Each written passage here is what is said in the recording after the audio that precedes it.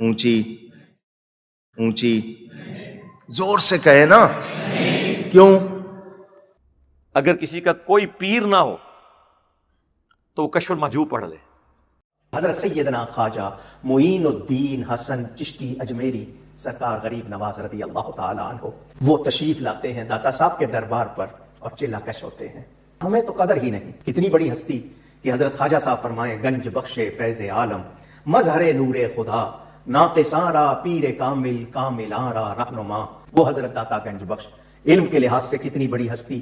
کشف المحجوب وہ کتاب جس کے لیے کہا گیا کہ جس کو مرشد نہ ملے یہ کتاب پڑھ لے تو یہ کتاب ہی اس کے لیے رہنمائی کو کافی ہے. کشف المحجوب وہ کتاب جس کے لیے کہا گیا کہ جس کو مرشد نہ ملے یہ کتاب پڑھ لے تو یہ کتاب ہی اس کے لیے رہنمائی کو کافی ہے. کشف المحجوب وہ کتاب جس کے لیے کہا گیا کہ جس کو مرشد نہ ملے یہ کتاب پڑھ لے تو یہ کتاب ہی اس کے لیے رہنمائی کو کافی ہے. رکو ذرا، صبر کرو، جواب دیتے ہیں اس کا بھی. اسی کشف المحجوب میں لکھا ہوا ہے جو ایک بہت بڑا ایک ہمارے لیے تو ایک سینسٹیو ایشو ہے، حیات النبی کا مسئلہ، نبی الاسلام کی برزخی حیات اور پھر نبی الاسلام کا قبر مبارک میں جسم کا سلامت ہونا. کشف المحجوب میں لکھا ہے امام حنیفہ والے چیپٹر کے اندر، اپنے زوم میں تو انہوں نے امام حنیفہ کی یہ شان بیان کی ہے کہ امام حنیفہ نے ایک دفعہ نعوذ باللہ خواب دیکھا کہ نبی الاسلام کی قبر مبارک میں اتر کے آپ کی ہڈیاں جمع کر رہے ہیں.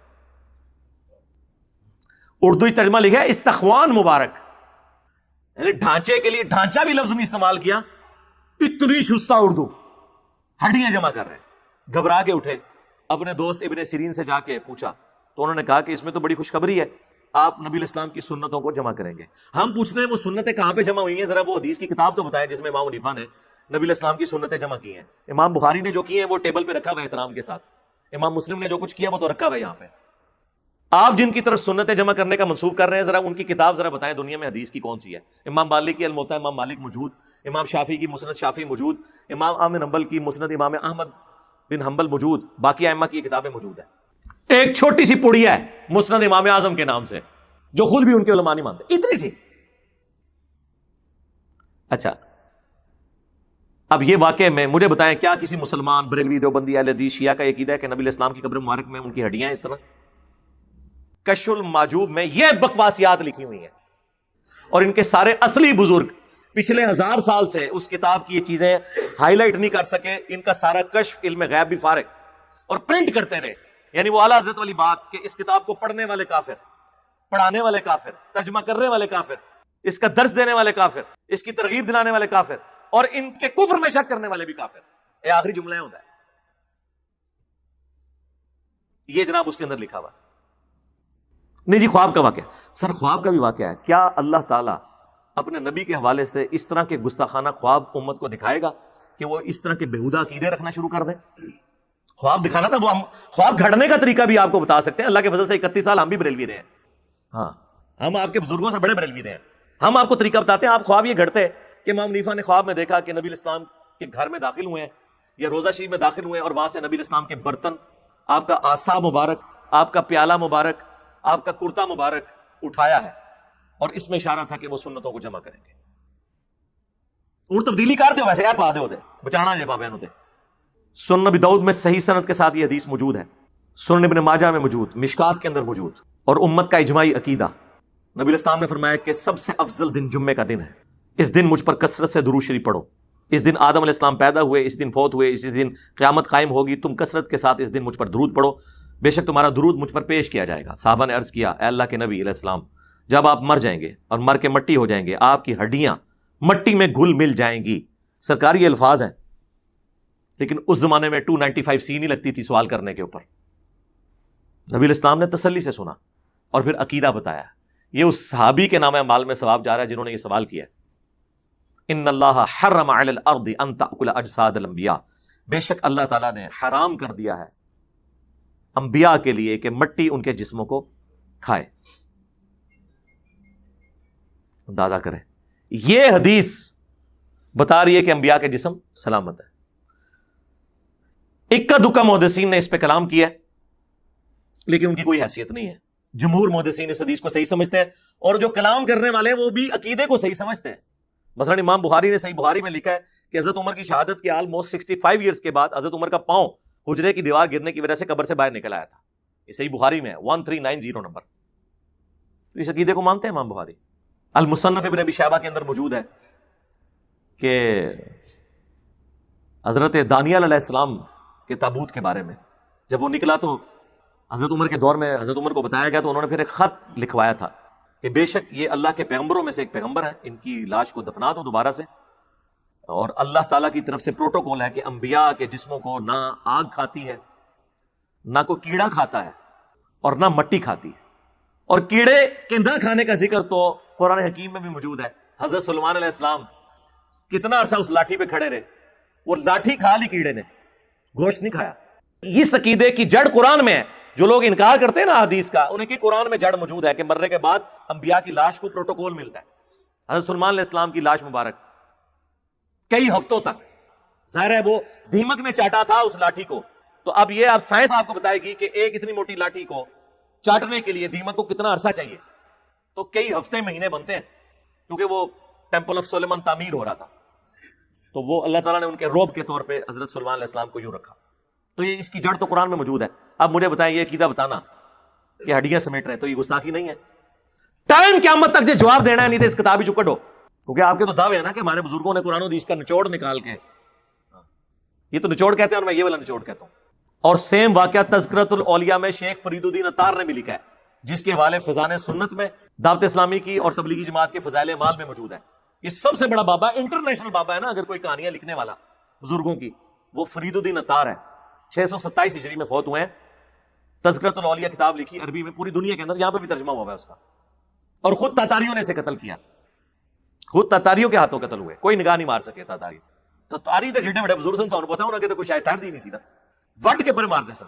نہ بزرگ چھڑیا انہوں نے, نہ کوئی حکمران چھڑیا ساڈا, نہ سلطنت عباسیہ چھڑی. وہ تو پھر اللہ نے ان کا زور توڑا. تو یہ اس میں بھی تذکرۃ الاولیاء میں بھی سیم یہ واقعہ لکھا ہوا ہے, اور یہ دونوں چھاپ رہے ہیں.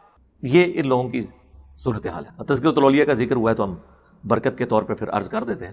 یہ وہی تذکرۃ الاولیاء ہے جس میں کشف المحجوب میں بھی بہرحال اتنا حصہ موجود ہے بازید بستامی کے حوالے سے کہ وہ کہتے تھے سبحانی سبحانی ما اعظم شأنی, میں پاک ہوں, میری شان کتنی بلند ہے. اور علی بن عثمان اجویری اس کی تعویل کرتے ہیں کہ اصل میں وہ خود نہیں کہہ رہے, اللہ ان کے منہ سے بول رہا تھا. توبہ توبہ توبہ. یہ عقیدہ تو پیغمبر کے لیے بھی کوئی رکھے, ہم اسے بھی کافر سمجھتے ہیں. پیغمبر کے لیے بھی آیا ہے وما ينطق عن الهوى ان هو الا وحی یوحى. یہ پیغمبر اپنی خواہش نفس سے کچھ نہیں کہتے, یہ وہی کہتے ہیں جو اللہ انہیں وہی کرتا ہے. نبی علیہ السلام بھی وہی سے بولتے ہیں, نہ کہ اللہ ان کے منہ سے بولتا ہے. اور یہ بابے کو بچانے کی خاطر کہہ رہے ہیں جی وہ بابا جی خود کی تو بول رہے سن جی, اللہ بول رہا سی کہ میں پاک ہوں, میری شان بڑی بلند ہے. یہی چیز تذکرۃ الاولیاء میں موجود ہے, شیخ فرید الدین عطار نے لکھی ہے. اور پھر وہ تو آگے گئے ہیں, انہوں نے کہا اس کے علاوہ بھی آپ نے سنا ہوگا کہ وہ کہا کرتے تھے لیوائی اعظم من لیوائی محمد, قیامت کے دن میرا جھنڈا محمد کے جھنڈے سے بڑا ہوگا, اور محمد اور تمام انبیاء, تمام اولین اور آخرین قیامت کے دن میرے جھنڈے کے نیچے ہوں گے. نعوذ باللہ. بازید بستامی کا یہ قول نقل کیا. وہ کہتے ہیں کہ اس میں کوئی گستاخی والا معاملہ نہیں ہے, اللہ ہی بول رہا ہوتا تھا ان کے منہ سے, ٹینشن والی کون سی بات ہے. تو اللہ تو کہہ سکتا ہے نا کہ میرا جھنڈا محمد کے جھنڈے سے بڑا ہوگا. ایک کہانی کے لیے دوسری کہانی کھڑی, پھر نام دیتے ہیں شطیحات, بونگیاں. ہاں یہ اردو میں ترجمہ بنتا ہے, اپنی زبان سے اس طرح کی باتیں اول فول نکال دینا. وہ کہتے ہیں وہ اللہ ان کے منہ سے بول رہا تھا نا, تو اللہ تو کہہ سکتا ہے. اچھا جی, تو اللہ کا کون سا جھنڈا ہے جو قیامت والے دن محمد کے جھنڈے سے الگ ہوگا, ذرا وہ ہمیں بتا دیں آپ. ہمیں تو یہی بتایا گیا, آپ کے بابا جی تو یہ کہتے تھے, یزید ابا جی با یزید بستامی, اور ساڈا امام ہے ابو الحسین مسلم بن حجاج القشیری, یہ بھی 261 ہجری میں فوت ہوئے ہیں.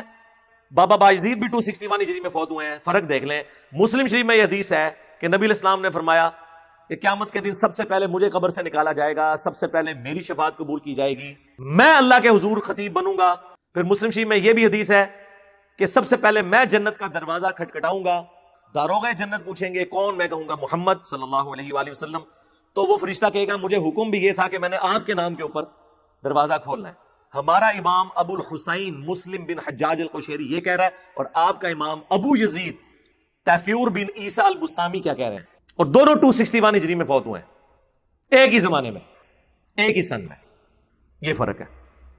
تو پھر اس لیے تو ہم کہتے ہیں ان بابوں کو مانو جو کتابوں کو مانتے ہیں، اور جو بابے کتابوں کے دشمن ہیں ان کی کوئی عزت نہیں ہے۔ انجینئر صاحب بابوں کو نہیں مانتے، جی جی جی، ہم اسی طرح بابوں کو نہیں مانتے جس طرح آپ حضرت عیسیٰ کو نہیں مانتے۔ نہیں نہیں، ہم تو حضرت عیسیٰ کو مانتے ہیں، تو خدا کا بیٹا کیوں نہیں مانتے؟ نہیں نہیں، خدا کا بیٹا نہیں مانتے، پیغمبر مانتے ہیں۔ سر ہم بھی آپ کے بابوں کو وہ والا بابا نہیں مانتے، ہم بابوں کو مانتے ہیں لیکن ان والے بابوں کو، امام بخاری کو، امام مسلم کو۔ ٹائم قیامت تک جواب دینا جے۔ پھر اسی کتاب میں لکھا ہے بازید بستامی کی معراج، اور وہ کہتے ہیں جس طرح نبیوں میں نبی علیہ السلام کو معراج ہوئی ہے، بابوں میں ان کو ہوئی ہے۔ سر چھڑنی ہے تو جو مرضی چھڑو۔ کل تک یہی لوگ چھوڑتے تھے، بلکہ یہی کوکب نورانی صاحب اپنے ہر جمعے کے خطبے سے پہلے وہ پڑھتے ہیں شعر کہ جی جس طرح محمد صلی اللہ علیہ وآلہ وسلم کا مرتبہ جو ہے انبیاء میں ہے، شیخ عبد القادر جیلانی کا مرتبہ اولیاء میں ہے۔ محمد کا رسولوں میں ہے جیسے مرتبہ اعلیٰ، ہے افضل اولیاء میں یوں ہی رتبہ غوث اعظم کا۔ تو پھر شیخ عبد القادر جیلانی کو معراج کیوں نہیں ہوئی؟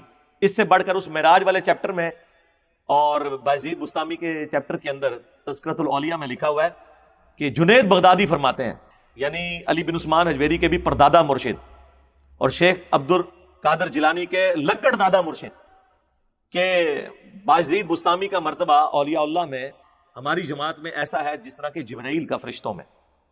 تو وہ تو بازید بستامی کو ڈکلیئر کر کے گئے اولیاء کا سردار، کیونکہ فرشتوں کا سردار کون ہے؟ حضرت جبرائیل۔ تو یہ بازید بستامی سے ڈگری چھین کے عبد القادر جیلانی نے کب سے اس پہ قبضہ کیا تھا؟ ذرا وہ ہمیں سن بھی چاہیے۔ ٹائم قیامت تک جواب دینا جائے، شڑول نہیں مار دی، علمی جواب دینا۔ سر یہ باتیں کوئی اہل حدیث نہیں ان کے ساتھ کر سکتا، کوئی دنیا کا شیعہ نہیں کر سکتا، کوئی دنیا کا بڑے سے بڑا موحد نہیں کر سکتا۔ یہ صرف وہ کر سکتا ہے جس نے ان کے اندر وقت گزارا ہو، ایک ایک چیز ان کی پڑی ہوئی ہو، ورنہ تو یہ آپ کو چارتے رہیں گے۔